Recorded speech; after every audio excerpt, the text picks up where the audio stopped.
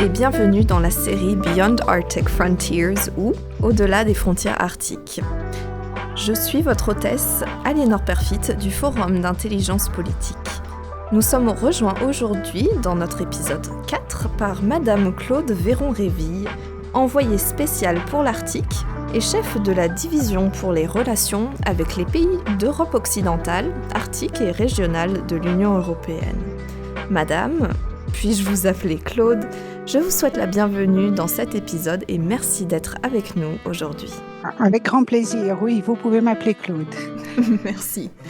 Pouvons-nous commencer tout d'abord par parler un petit peu de l'Union européenne? Est-ce que vous pouvez nous présenter cela, un peu sa vision de l'avenir et aussi sa mission notamment par rapport à l'Arctique?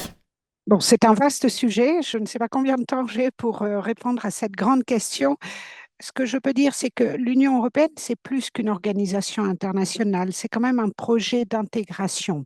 Ce sont 27 États membres, puisque en route, nous en avons perdu un, mais nous en récupérerons peut-être d'autres. Un projet d'intégration dans la libre circulation des produits, des personnes, des services, donc une grande mobilité. Mais c'est également un projet d'intégration dans des domaines comme la recherche, l'environnement, la cohésion, ce qu'on appelle la cohésion, c'est-à-dire que les régions les plus riches aident les régions moins favorisées, l'agriculture, la pêche et de plus en plus l'industrie, et de façon croissante les affaires étrangères. Mais nous reviendrons peut-être là-dessus. Oui. C'est aussi un animal un peu étonnant parce que le gouvernement de l'Union européenne est en fait la Commission européenne. Ça agit comme un gouvernement. Il y a 27 commissaires, chacun nommé par un État membre, et chacun de ces commissaires a un portefeuille, un peu comme un ministre dans un gouvernement. Et nous avons des directions générales, nous en avons beaucoup, et les directions générales sont un peu comme des ministères. Par exemple, moi, je travaille au service européen d'action extérieure, mais je vais revenir là-dessus. Et alors, le pouvoir législatif, en quelque sorte, est avec le Conseil des ministres des États membres, qui se réunit en fonction des différents sujets. Conseil des ministres de l'Agriculture, Conseil des ministres de la Pêche, Conseil des ministres de la Recherche, Conseil des ministres Affaires étrangères. Et il existe aussi un Parlement européen qui est co-législateur. Il n'est pas co-législateur sur tous les sujets. Mhm. Alors, je vous ai dit que moi, je travaillais au service européen d'action extérieure. En anglais, on appelle ça EEAS, European External Action Service. Et nous avons un pédigré mélangé. C'est-à-dire que nous sommes pas tout à fait dans la Commission, mais nous travaillons avec la Commission pour représenter le fait qu'il reste une très grande compétence de nos États membres dans les affaires étrangères. Mais nous travaillons aux côtés de la Commission, nous sommes un peu le bras affaires étrangères de l'Union européenne. Quelque chose que je voulais souligner, c'est que l'Union européenne a 144 délégations. Une délégation, c'est un peu comme une ambassade. Et à ce titre, nous avons le deuxième réseau plus important dans l'Union européenne, après la France, et juste avant l'Allemagne.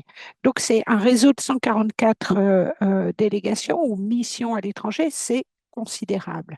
Et nous avons évidemment une délégation à Ottawa, qui a été ouverte, je crois, dans les années 70.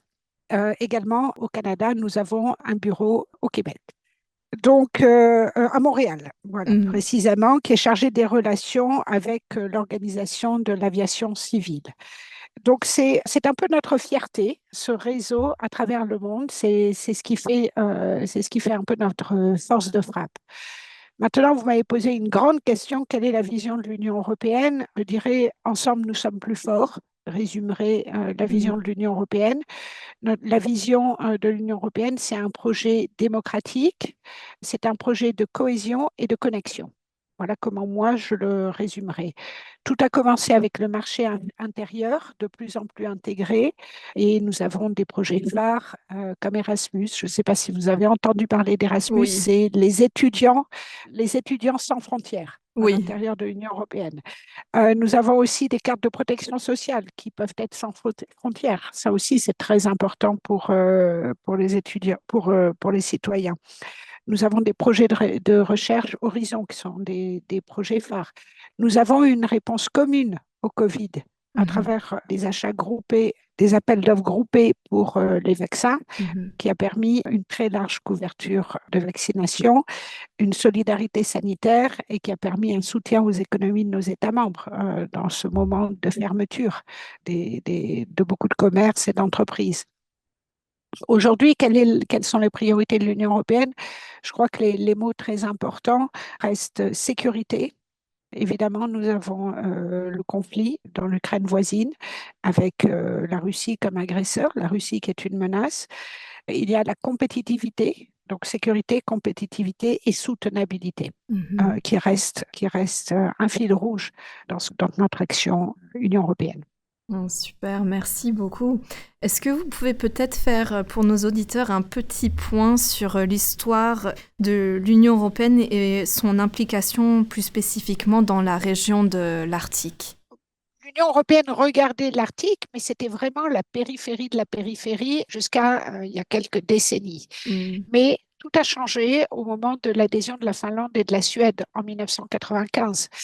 L'Union européenne a découvert son arcticité. Alors, ça existait déjà parce qu'il y avait le Danemark et avec le Danemark, le royaume du Danemark, dont fait partie le Groenland, mais c'était plus difficile à conceptualiser.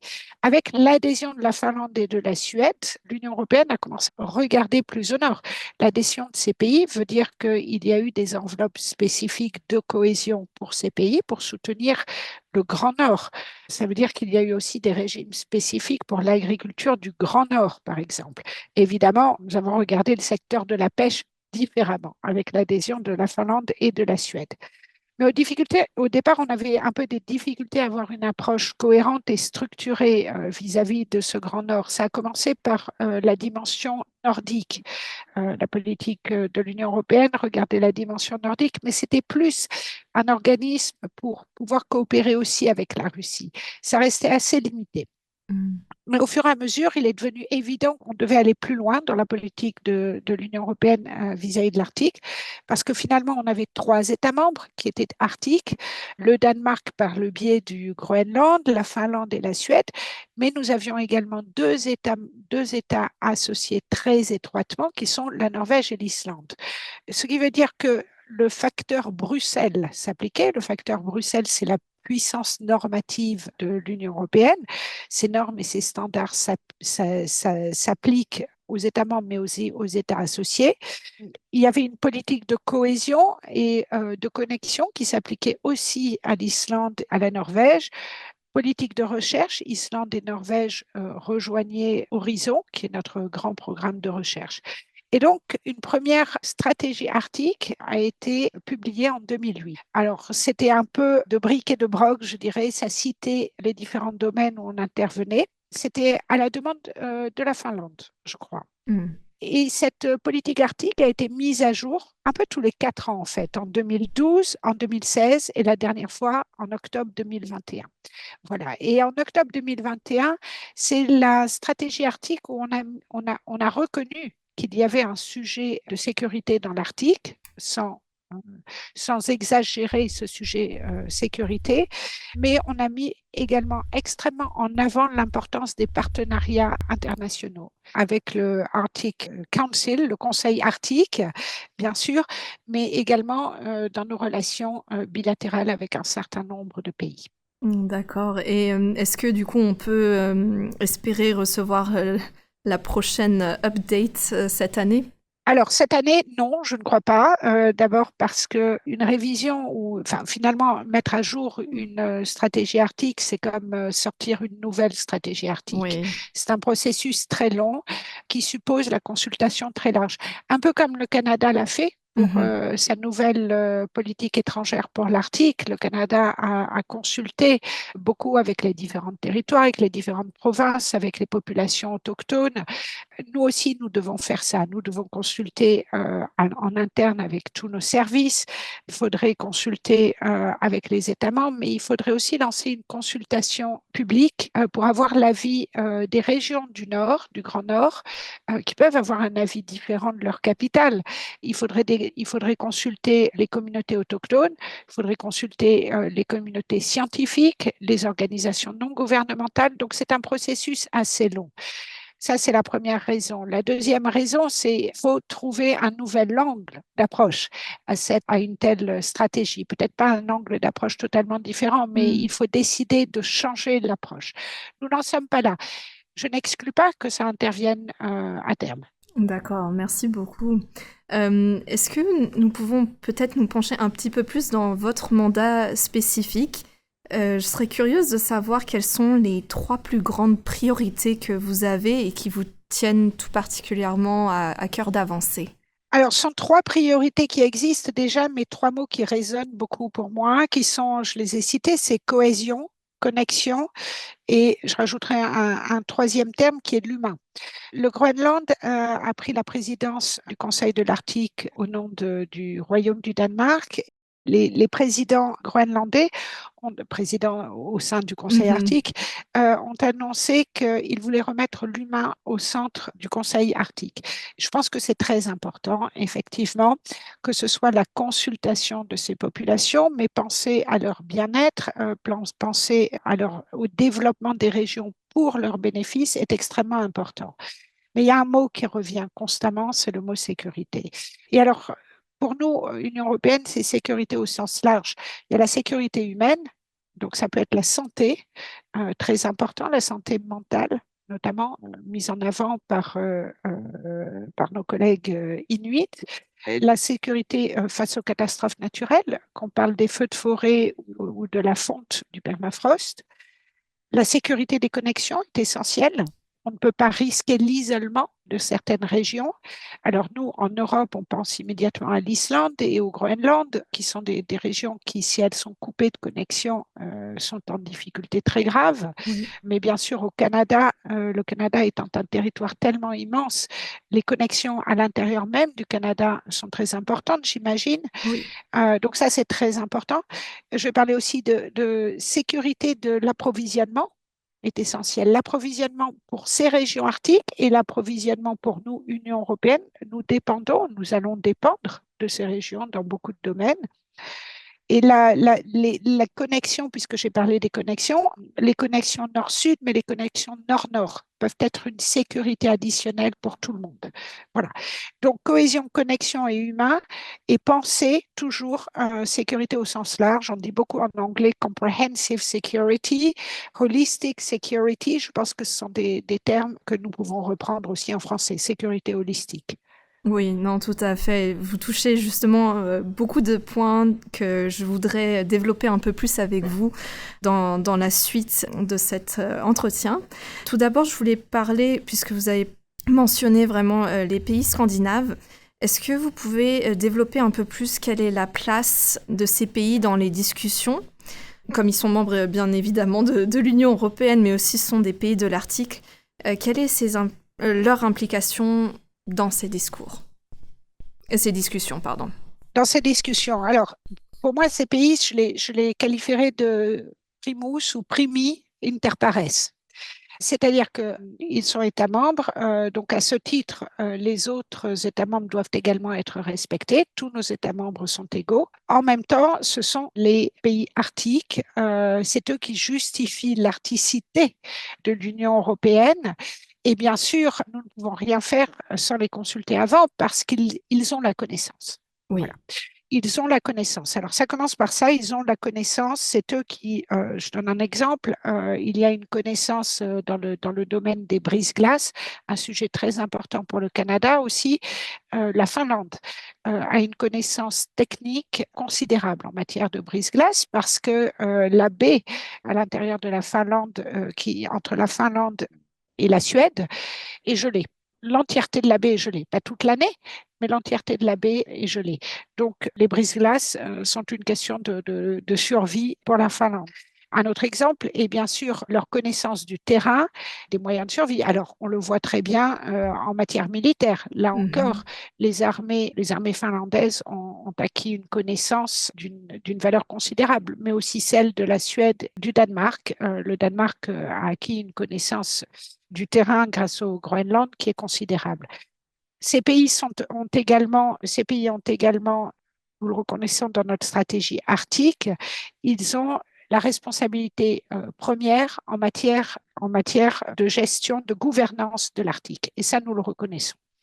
Donc, nous les consultons au préalable. D'abord, nous discutons en permanence avec eux et bien sûr, leur avis compte, comme les autres, mais un petit peu plus que les autres. Primi inter pares.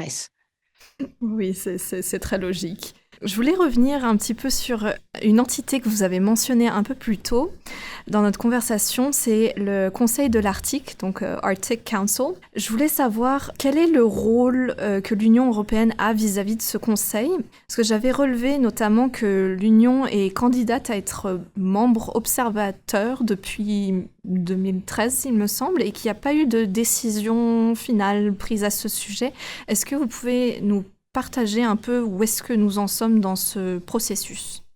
Alors, l'Union européenne a posé sa candidature pour être observateur au Conseil de l'Arctique. Il y a un certain nombre d'États membres de l'Union européenne qui sont observateurs. Je citerai la France, l'Allemagne, l'Italie, l'Espagne, voyons qui j'oublie, Pays-Bas, la Pologne.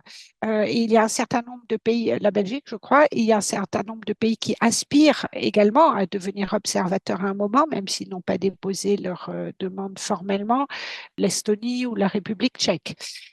L'Union européenne a posé sa candidature donc il y a un certain nombre d'années, comme vous l'avez dit. La première fois, la candidature de l'Union européenne a été Ah. retoquée par le Canada à cause de l'interdiction de commercialisation de produits du phoque. Mhm. Alors, entre-temps, donc c'est quelque chose qui était très controversé au Canada, pas qu'au Canada. Entre-temps, l'Union européenne a revu sa législation pour donner des dérogations sur les produits du phoque en provenance des populations autochtones.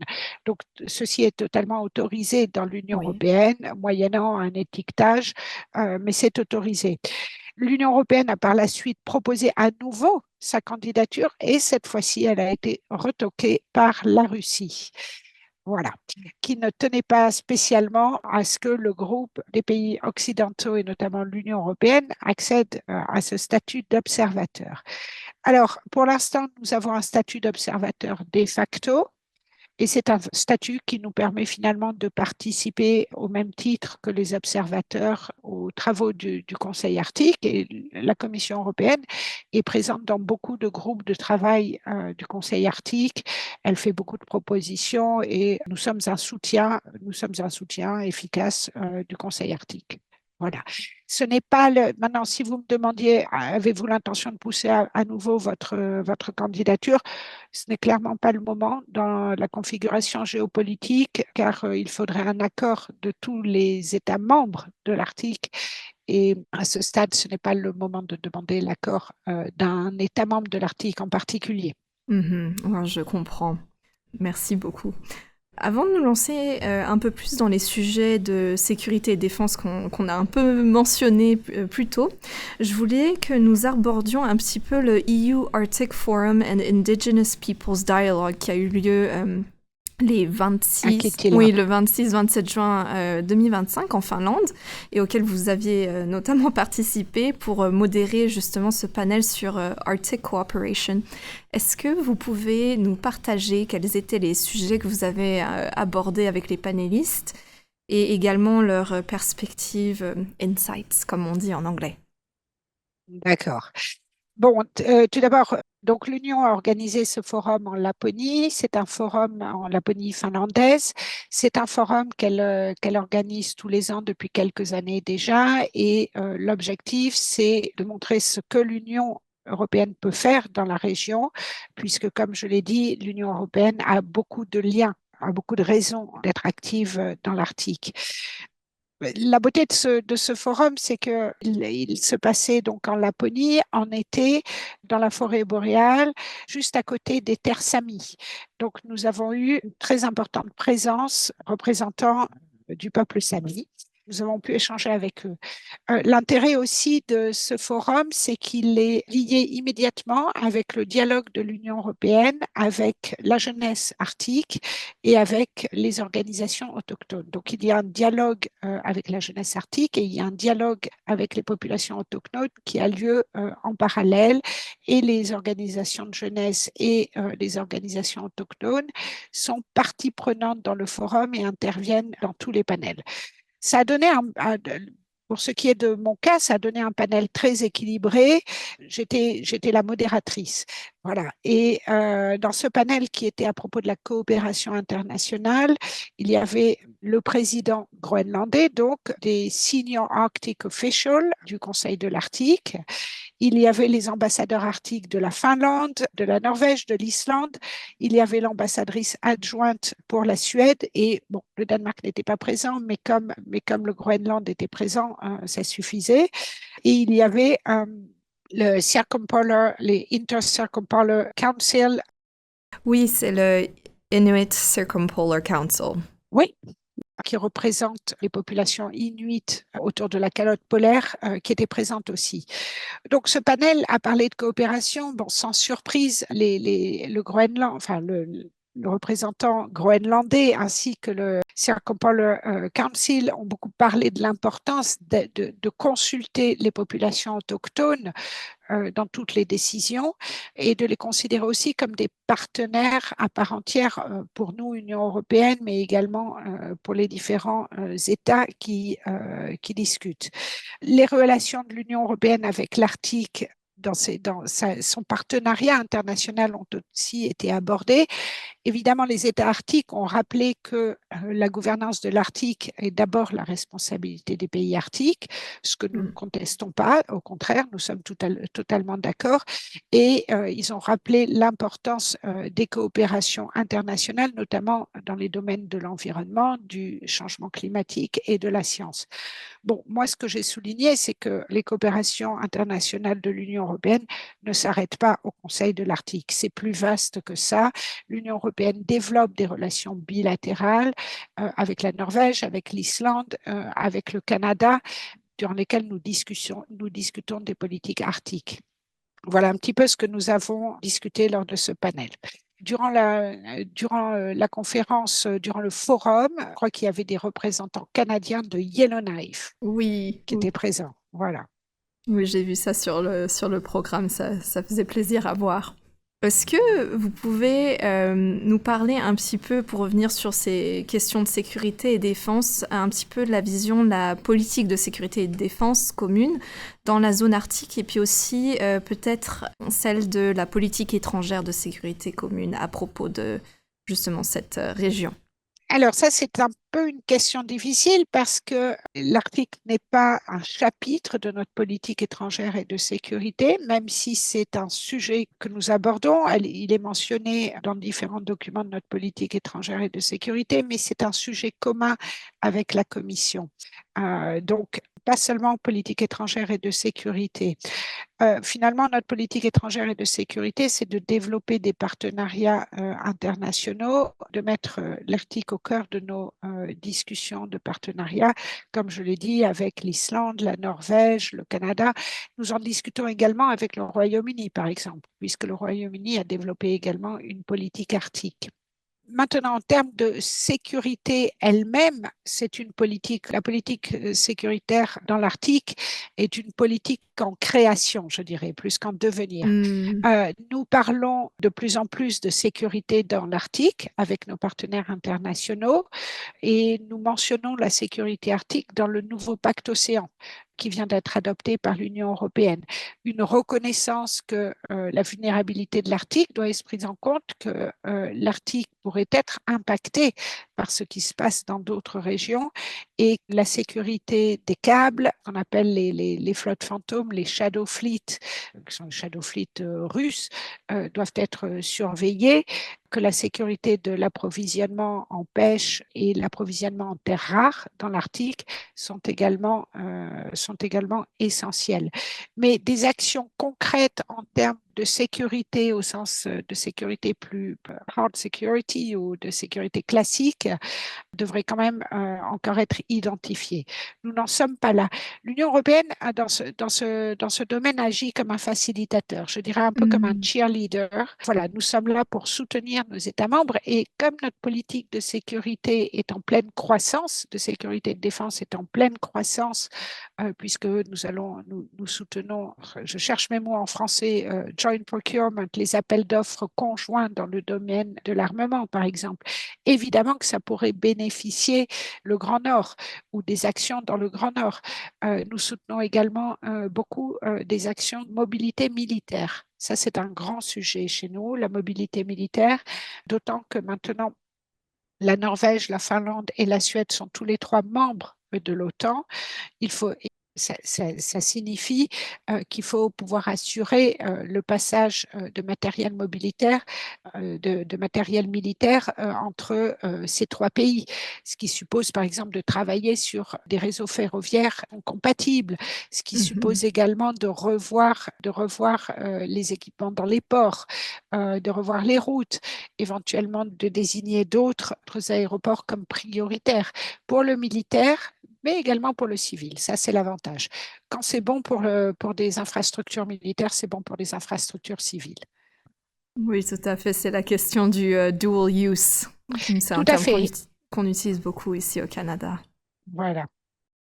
Je voulais aborder avec vous la facilité européenne pour la paix. Donc, pour nos auditeurs, en 2022, la facilité européenne pour la paix a été établie suite à une décision du Conseil de l'Union européenne, et c'est un instrument qui a pour objectif d'accroître la capacité de l'Union à prévenir les conflits, à consolider et préserver la paix, et également à renforcer la sécurité et la stabilité internationale. Donc, quels sont ou seraient les moyens pour la facilité européenne pour la paix qui semble contourner la limite pour le financement d'opérations ayant des implications liées à la défense des territoires d'États membres de l'UE, évidemment, de la zone arctique spécifiquement? La première limite, c'est qu'il faudrait que les États membres en fassent la demande. Pour l'instant, la demande porte sur la frontière orientale de l'Union européenne. Nous sommes très tournés sur ce sujet. Il a également été mentionné pour l'Afrique, mais il s'agit essentiellement de soulever et de rendre disponibles des moyens financiers et des moyens matériels pour la défense de notre frontière orientale.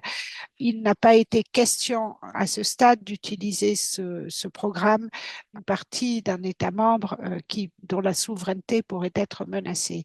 Alors, je ne sais pas si vous avez quoi que ce soit en tête, mais s'il s'agissait de la Finlande et de la frontière orientale de la Finlande qui venait à être sous pression, on pourrait regarder. Voilà. Mais nous n'en sommes pas là. Heureusement. Nous n'avons pas encore. Voilà. Une prochaine question pour vous. Donc, comme vous avez expliqué plus tôt dans notre conversation que l'Union européenne est une organisation internationale, même supranationale, qui avait une vocation initiale un peu spéciale, plus tournée vers le domaine économique, qui de fait n'était absolument pas dans le domaine de la sécurité et de la défense. Et nous nous penchons à l'heure actuelle un peu davantage sur ces questions. Donc, nous savons que historiquement, ce ne sont pas des nouvelles questions parce qu'elles ont été posées maintes fois par le passé, avec notamment le concept de la communauté européenne de défense. Et elles ont été régulièrement mises de côté au profit d'une spécialisation sur plus l'intégration économique et financière européenne qui a eu lieu tout au long du XXe siècle et qui continue notamment au XXIe siècle. Donc, avec les tensions géopolitiques actuelles qui sont accrues, la question de la souveraineté qui revient et qui est d'autant plus d'actualité, ces questions de sécurité et de défense se reposent aujourd'hui de manière plus aiguë. Où est-ce que vous pensez que nous allons par rapport à cela? Va-t-on avoir une communauté européenne de défense, CED, naître au sein de l'UE? Quelles sont vos perspectives? Alors effectivement, vous avez raison, il y a eu plusieurs tentatives avortées de mettre en place une union de la défense, une communauté européenne de défense, plusieurs tentatives assez rocambolesques en réalité parce que ça faisait partie des projets de départ assez rapidement. Ça a échoué assez rapidement aussi. Il faut dire que la sécurité, c'est un sujet que les États membres ne veulent pas lâcher facilement. C'est quand même des signes de la souveraineté. Il a été très difficile, par exemple, de passer à la monnaie unique. Maintenant, tout le monde s'en réjouit, bien que certains États membres ne soient pas encore passés à l'euro, mais on voit les bénéfices de l'euro. On élargit au fur et à mesure la politique étrangère, mais là aussi c'est compliqué. On reste avec une règle d'unanimité pour tout ce qui concerne la politique étrangère, ce qui fait que c'est parfois difficile d'adopter des positions communes. Là, en matière de défense, là aussi, c'était compliqué d'avancer. Donc, on a commencé avec des missions conjointes sur le terrain, essentiellement dans les Balkans, en Méditerranée, c'est-à-dire au Moyen-Orient et en Afrique, lutter contre les pirates Oui. au large de la Somalie, accompagner les bateaux dans la mer Rouge ou encore les navires au large du golfe de Guinée. Encore une fois, bon, le piratage, hein, Oui. voilà. Pour donner quelques exemples, beaucoup de missions aussi dans les Balkans et en Europe de l'Est, des missions civiles et des missions militaires. Donc petit à petit, l'Union européenne est rentrée de plus en plus dans le domaine de la sécurité et de la défense, mais le tournant, ça a été 2022. Février 2022 et l'invasion à plein régime, enfin l'agression à plein régime de la Russie contre l'Ukraine, ça a marqué un tournant. Et là, suite à ça, l'Union européenne a lancé des projets justement pour mettre en commun des fonds, justement pour mettre en commun des appels d'offres, voire contracter du matériel également européen. Donc le projet est aussi de recréer une base industrielle européenne, puisque celle-ci, d'abord, est morcelée, mais en plus est insuffisante. Donc ça, c'est une première chose. Ce que le projet européen de défense n'est pas, ne parle pas de création d'une armée. Que les choses soient claires, il n'y a pas d'armée européenne. Numéro un. Et numéro deux, l'OTAN reste. 23 des 27 États membres de l'Union européenne font partie de l'OTAN. Il faut dire qu'il y a des pays qui sont neutres aussi. Donc 23 des 27 États membres de l'Union européenne font partie de l'OTAN. Et l'Union européenne s'inscrit plus dans la complémentarité avec l'OTAN. Et donc, il y a énormément de coordination entre l'Union européenne et l'OTAN. Par exemple, tout ce qui concerne les appels d'offres joints, c'est sur la base des standards de produits de l'OTAN et ça repose également sur ce qu'on appelle le gap analysis, l'identification des lacunes qui pourraient exister en matière d'armement, cette identification ayant été faite aussi par l'OTAN. Alors maintenant, pour l'article, encore une fois, la défense au sens traditionnel, au sens pur, on n'en parle pas encore dans l'article comme rôle pour l'Union européenne, parce qu'après tout, on parle d'eau territoriale ou de zone économique exclusive des États membres en ce qui nous concerne, ou de celle du Canada, ou de celle des États-Unis, ou de celle de la Russie. Parle d'une zone entre pays qui partagent les mêmes valeurs, une zone qui finalement est une zone OTAN. Donc, en quelque sorte, il y a déjà ce qu'il faut. Il y a déjà ce qu'il faut jusqu'à ce qu'à un moment, il y ait besoin d'une coordination supplémentaire ou de soutien supplémentaire aux connexions. Et là, peut-être que l'Union européenne sera appelée à jouer un rôle. Mais pour l'instant, nous n'en sommes pas là. D'accord, oui, merci. Ça aide vraiment, je pense, les auditeurs à comprendre un petit peu l'historique et vers où on va. Je voudrais maintenant un peu tourner notre attention sur d'autres questions, donc notamment celle de l'exploitation des ressources et le développement, bon, bien entendu économique et social, des communautés autochtones locales. Donc au Canada, ce sont des sujets qui sont extrêmement importants. Est-ce également le cas en Europe, notamment dans les pays scandinaves? Pouvez-vous nous en dire plus à ce sujet? Alors, Il y a deux populations autochtones finalement. Vous voulez dire en Europe, c'est bien ça? Oui. Il y a celle des Samis. Les Samis sont présents en Suède, en Finlande, en Norvège, bon, et également normalement en Russie. Il y a celle des Inuits. Les Inuits sont présents au Groenland. Et alors, la particularité du Groenland, c'est que c'est un territoire inuit entièrement. Alors, un territoire qui fait partie d'un royaume, mais un territoire avec une autonomie considérable. Alors, pour ce qui est des populations inuites, oui, je pense que là, il n'y a pas besoin de prouver l'importance que cela revêt pour l'Union européenne et pour le Royaume du Danemark, puisque le Royaume du Danemark non seulement a donné une autonomie considérable au Groenland dans certains domaines, et cela comprend l'exploitation des ressources sur le territoire du Groenland. Pour ce qui est des Samis, qui sont donc dans les territoires du nord de la Finlande et de la Suède, il y a une consultation systématique des populations samis cas de projets économiques.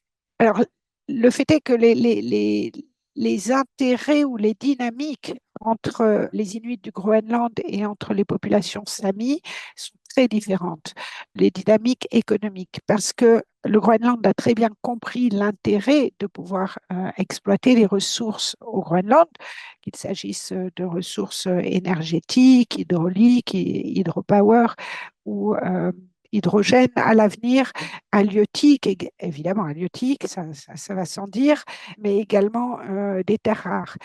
Au nord de la Suède et de la Finlande, et c'est la même chose en Norvège, les Samis considèrent que, ou en tout cas une partie des Samis considèrent que toute exploitation, par exemple l'installation d'éoliennes, les fameux windmills sur leur territoire ou l'exploitation de mines perturbe d'abord perturbe le pâturage de leurs troupeaux, des troupeaux de rennes. Or, ce sont des territoires considérables qui sont nécessaires pour les troupeaux de rennes. Donc là où l'Union européenne, on a une position qui est celle les populations autochtones et locales doivent être consultées de façon libre, préalable et informée. Mais ensuite, c'est à l'intérieur de chaque État de mener ces consultations et de prendre en compte l'avis des populations autochtones. Très souvent, ce que j'entends, c'est de demander aux populations autochtones si elles s'opposent à un projet de proposer des alternatives. Et c'est sur ce mode de la discussion sur les alternatives qu'un consensus peut être atteint. En tout cas, vis-à-vis du Groenland, ça, je voudrais quand même le souligner parce que nous avons notre politique arctique qui est une chose dans notre communication jointe, mais nous avons également une politique vis-à-vis du Groenland qui est en quelque sorte séparée parce que le Groenland est considéré comme, en français, on appellerait ça un dom-tom, un domaine ou un département ou territoire d'outre-mer, comme Saint-Pierre-et-Miquelon, hein, pour mentionner un dom-tom proche du Canada. Bon, sauf que le Groenland est beaucoup plus grand et bénéficie de beaucoup plus de fonds. Bon, il est beaucoup plus grand, mais c'est 57 000 habitants. Le Groenland bénéficie depuis déjà des années, depuis qu'il a quitté l'Union européenne. Il a quitté l'Union européenne en 85. Depuis qu'il a quitté l'Union européenne, il y a un accord de soutien à la pêche pour le développement des moyens de pêche durable. Donc, c'est un soutien financier en échange pour un accès aux eaux territoriales de pêche groenlandaise. Et il y a également un soutien de 220 millions d'euros pour 7 ans au Groenland. Donc, 220 millions d'euros pour 57 millions d'habitants, c'est considérable. Européenne soutient pour moitié le système d'éducation au Groenland. Le budget de l'Union européenne finance la moitié du budget de l'éducation au Groenland et soutient également de plus en plus la croissance verte. Mais nous travaillons maintenant à un nouveau projet qui est un soutien aux investissements au Groenland, investissements qui concerneraient l'énergie, le digital et les terres rares. C'est un projet d'accélération des investissements dans la région, entièrement mené dans le cadre d'un dialogue politique avec le Groenland, parce que il faut que ça bénéficie au Groenland et il faut que ce soit d'après des normes environnementales et sociales soutenables. Voilà. Donc, c'était important que je souligne ce dernier point. Oui, merci beaucoup de l'avoir fait parce que c'était justement la question que j'allais vous poser ensuite. Donc, Ah, voilà, j'ai anticipé, oui, j'ai non, mais anticipé. c'est parfait. Justement, pour continuer un peu sur ce point des innovations technologiques, notamment en termes de communication dans le cadre énergétique, des personnes, des biens et services, pouvez-vous nous en dire un tout petit peu plus sur le soutien de l'Union européenne dans ce secteur? Et notamment, je voulais plus mettre l'emphase sur du point de vue collaboratif avec le Canada pour tisser justement ces liens nord-nord dont vous parliez tout à l'heure et contrebalancer dans une certaine mesure, si c'est possible, les liens plus nord-sud traditionnels. Oui, tout à fait. Alors, le Nord-Nord, on essaie de le développer. On a les réseaux prioritaires TEN-T, on appelle ça, et aussi TEN-I, TEN-E pour l'énergie. C'est-à-dire qu'on essaie de développer des réseaux prioritaires pour les transports et pour l'énergie, mais aussi pour le digital. C'est vrai que ce sont des réseaux qui ont tendance à être très nord-sud historiquement, mais le but, c'est de les développer de façon nord-nord, justement pour favoriser la mobilité entre les États membres. Évidemment, il y a une question de rentabilité inévitable avec des populations extrêmement petites ou éparses. Il faut pouvoir justifier le développement de ces infrastructures.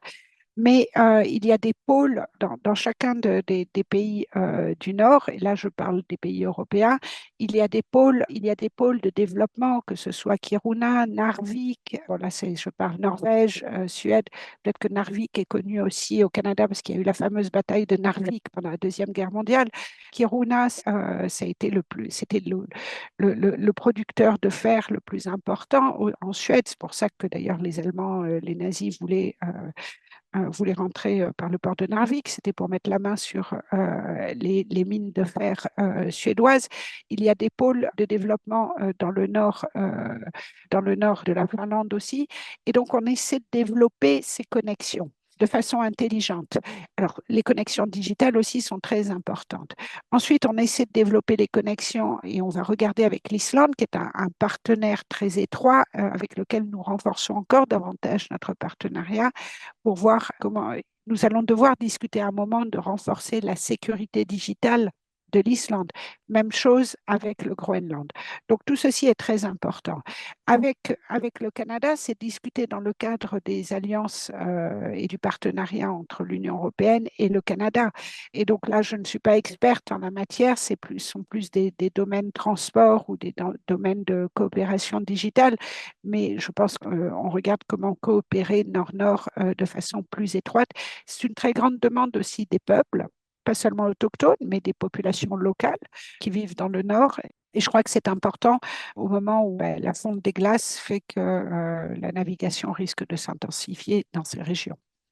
Justement, avec la fonte des glaces, comme l'Arctique a un climat qui est vraiment spécifique et il y a également la question des feux de forêt qu'on a un petit peu abordé plus tôt. Également un sujet que nous avions touché lors de notre premier épisode de la série avec Marisol Maddox, que j'encourage nos auditeurs d'écouter. Pouvez-vous, Claude, nous partager ce que l'Union européenne fait dans ce domaine-là? Je sais que c'est un sujet qui vous tient à cœur et également c'est le cas pour de nombreux auditeurs car les feux de forêt malheureusement ravagent régulièrement la région autour du pôle Nord et notamment au niveau du pergélisol ou permafrost en anglais. Pergisol, Pergisol. Pergisol, oui. Tout à fait, mais les feux de forêt, bon, c'est un défi pour l'Union européenne, bien sûr, et l'Union européenne a développé une certaine expertise pour contenir ces feux de forêt. Mais l'expertise de l'Union européenne, elle est assez différente au départ, parce elle est plutôt axée sur la Méditerranée. Donc les feux de forêt en Croatie, les feux de forêt dans le sud de la France, en Espagne, en Grèce. Donc à cause de ça, l'Union européenne a mis en place un mécanisme de protection civile qui s'appelle UCPM pour pouvoir pour pouvoir mettre ensemble très rapidement des Canadair, des moyens communs pour pouvoir mobiliser les forces de lutte contre le feu, qu'on parle de moyens matériels et de personnes également. Alors maintenant, quand on parle des feux de forêt dans l'Arctique, c'est beaucoup plus compliqué. Le Canada a fait appel au mécanisme UCPM il y a quelques années pour des feux de forêt. L'Union européenne a répondu présente et a envoyé son aide et son soutien. Ça, c'était il y a quelques années. Mais évidemment, la distance rend les choses beaucoup plus compliquées dans l'Arctique, mais également l'étendue considérable dont on parle quand on parle d'un feu de forêt dans l'Arctique. C'est très difficile d'éteindre un feu de forêt et en fait, il y a le risque, c'est qu'il y ait des feux dormants. C'est-à-dire qu'on ne les voit pas brûler violemment, mais ils sont là, petits, prêts à renaître ou à s'étendre beaucoup plus rapidement. Et là, je pense que ce qui est très, très important, c'est l'observation, le suivi, ce qu'on appelle le monitoring en bon français, assurer un suivi, alors avec des postes sur place, mais aussi une observation satellitaire. Et c'est là un des outils de l'Union européenne qui est l'outil Copernicus, qui est un système de satellites extrêmement présent et puissant dans l'Arctique, pour notamment utilisé à des fins environnementales et climatiques, est précieux. Le Canada a la possibilité d'être associé avec Copernicus et je pense que le Canada utilise Copernicus. Et ce qui serait important, c'est qu'on regarde encore plus ce qu'on pourrait faire avec Copernicus justement pour agir en amont pour ces feux de forêt, pour les repérer en avance. Le système d'alerte, pas seulement quand le feu est déclenché, mais quand il est en train de couver à tout petit bouillon encore imperceptible parce que l'Arctique est si vaste, mais qui pourrait s'étendre de façon catastrophique. Justement, en parlant de Copernicus, ça me fait penser au programme Horizon Europe. Quels sont les moyens que ce programme a qui sont déduits aux questions de la zone arctique des États membres de l'UE, mais il me semble que aussi avec le Canada, il y a quelque chose qui peut être fait. Alors, Horizon Europe, donc c'est le nom du programme qui court encore jusqu'en 2027, parce qu'on fonctionne par programme sur 7 ans. Donc, Horizon Europe a 300 millions d'euros qui sont dédiés à la recherche sur les sujets arctiques. 300 millions d'euros sur 7 ans, c'est considérable pour cette zone à l'échelle de l'Union européenne et on peut faire beaucoup de choses. Et ça fait de l'Union européenne un des leaders en matière d'Arctique. Alors, qu'est-ce qu'on fait avec cet argent? D'abord, déjà, on contribue activement aux actions du Conseil arctique en fournissant de la recherche. Il y a beaucoup de travail pour ce qui est du suivi dans l'Arctique, les programmes de suivi et d'évaluation de l'Arctique. Il y a des programmes d'information sur les feux de forêt, comme vous l'avez mentionné. Il y a des programmes de recherche dans le domaine du black carbon et du méthane. Il y a des programmes de recherche aussi sur les océans. Beaucoup de fonds sont alloués pour l'océan, notamment la question de l'acidification des océans, qui est un problème peut-être qui est plus prégnant dans la partie européenne qu'au Canada, mais la protection de l'environnement marin et de la biodiversité terrestre et marine est très importante. Alors, Horizon, on peut se joindre à Horizon moyennant une contribution. En quelque sorte, on paye un droit d'entrée. Et une fois qu'on a payé ce droit d'entrée, la première fois, ça rend éligible aux appels d'offres que lance Horizon pour des projets de recherche, pour être un centre pour être un centre de recherche soi-même avec le soutien de Horizon. Bon, après, les années suivantes, on regarde quel a été le taux de retour de ces appels d'offres pour un pays donné.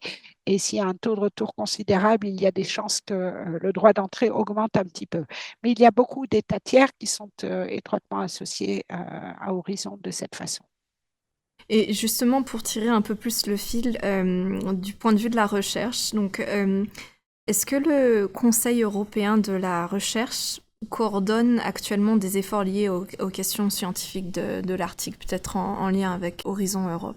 Alors, je n'ai pas d'informations spécifiques sur ce dossier, mais effectivement, le Conseil européen en matière de recherche, c'est-à-dire quand le Conseil des ministres de l'Union européenne, les ministres qui sont chargés de la recherche et de l'innovation se réunissent, ils discutent d'Horizon, bien sûr.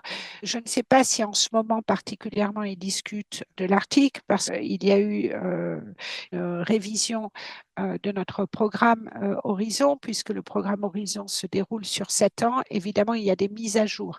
Et il y a eu une mise à jour pour les 2 dernières années. Ça a confirmé les programmes pour l'Arctique. À l'heure actuelle, ce qu'on discute, ce n'est pas spécialement Horizon ni l'Arctique. En fait, ce qu'on discute, c'est le cadre financier de l'Union européenne pour les 7 prochaines années à venir, 7 prochaines en débutant à partir de 2027. 28, je ne sais même plus en quelle année on change. Dans ces eaux-là, c'est un gros sujet. La proposition originale de la Commission va sortir le 16 juillet et nous attendons tous avec impatience ce qui va sortir, s'il y aura un budget global et qu'à l'intérieur, il y aura des répartitions pour des grandes politiques. Voilà. Nous attendons de voir ce qui sort, mais c'est une première proposition qui sera débattue avec les États membres et avec le Parlement européen. Donc, il coulera encore beaucoup d'eau sous le pont avant qu'on ait la photographie précise de ce qui va se passer pour la recherche et pour la recherche arctique. Justement, j'avais une autre question un peu connexe. Est-ce qu'il y a un objectif lié aux questions de l'Arctique fixé par HERA, donc Health Emergency Preparedness and Response Authority de l'Union? Alors, pas à ma connaissance, je ne pense pas qu'il y ait un sujet arctique spécifiquement pour HERA. Il y a un sujet d'étendre HERA à certains États tiers. Enfin, je parle de nos États étroitement associés que sont la Norvège et l'Islande, qui sont des États européens qui ont bénéficié un petit peu de l'aile protectrice ou de la couverture de l'Union européenne au moment du Covid, puisqu'ils ont pu être associés au moment des achats joints de vaccins. Voilà, mais ils n'ont pas accès entièrement à HERA. Donc, à ma connaissance, il n'y a rien de spécifique dans l'Arctique, mais voilà, maintenant, vous m'avez donné quelque chose sur lequel je dois plancher pour voir s'il y a un sujet arctique en particulier. Désolée. Claude, avant de conclure notre épisode, quelles seraient les dernières considérations que vous aimeriez partager avec nos auditeurs, des idées qui devraient retenir et partir avec? Alors, bon, la première, mes mantras, comme je les ai expliqués, pour moi, c'est cohésion, connexion. Essayer d'appliquer ça à chaque fois que nous parlons d'Arctique et partenariat international. Je crois que vraiment, on a des relations très proches avec le Canada. Il y a eu un sommet Union européenne-Canada qui a réaffirmé l'importance de nos liens. Je crois que c'est le moment vraiment de parler Arctique beaucoup plus avec le Canada, même si chacun, à partir de notre place, l'Union européenne est observateur et le Canada est un État membre du Conseil de l'Arctique, mais l'Union européenne est arctique aussi. Donc, il serait temps, le propos est mal choisi, mais je crois que nous pouvons continuer à travailler ensemble. Nous avons beaucoup de choses dont nous pourrions discuter, et notamment un renforcement de la recherche et de l'innovation en commun quand nous parlons de l'Arctique. La sécurité au sens large pose d'avoir les meilleures bases possibles scientifiques et partagées entre les différentes zones arctiques. Claude, vraiment un immense merci de nous avoir accordé votre temps aujourd'hui pour une discussion absolument passionnante à propos de l'Arctique. Et merci également d'avoir partagé les perspectives de l'Union européenne sur le sujet. Merci beaucoup et merci beaucoup aux auditeurs qui écouteront et un grand bonjour et beaucoup d'amitié pour le Canada et les Canadiens. Merci beaucoup Claude. À nos auditeurs, merci de nous avoir rejoints aujourd'hui et nous nous réjouissons de partager avec vous le prochain épisode de Beyond Arctic Frontiers. Restez branchés!